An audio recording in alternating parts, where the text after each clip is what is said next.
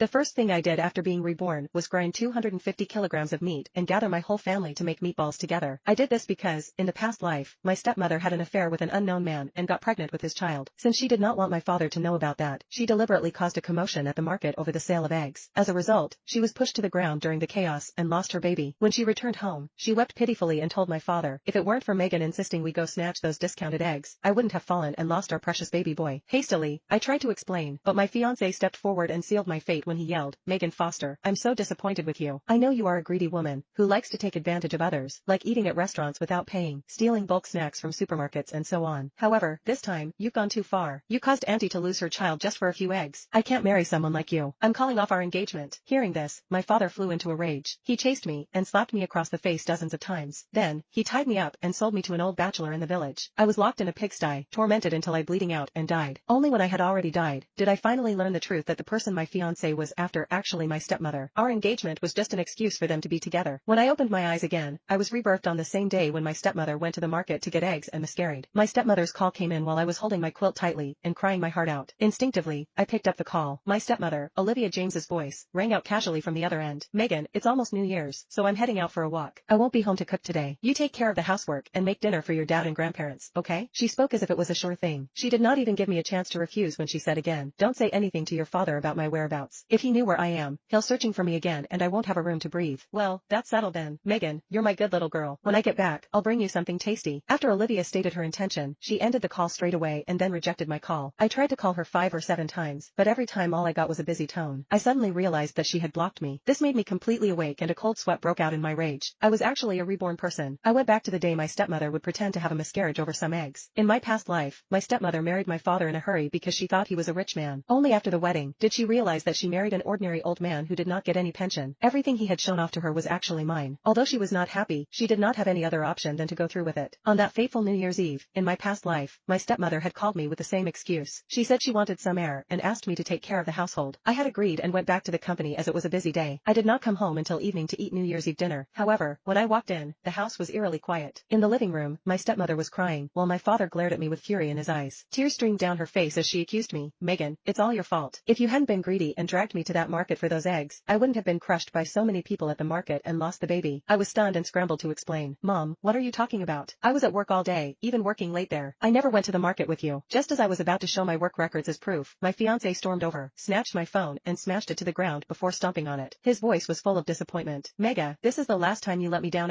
You've always been greedy and shameless, but now you've cost Auntie her child. I won't tolerate you anymore. I'm breaking off our engagement. It was all it took to convince my father. He finished his cigarette and his furious gaze locked onto me as he roared, you wretched girl, you've doomed our family by killing my son.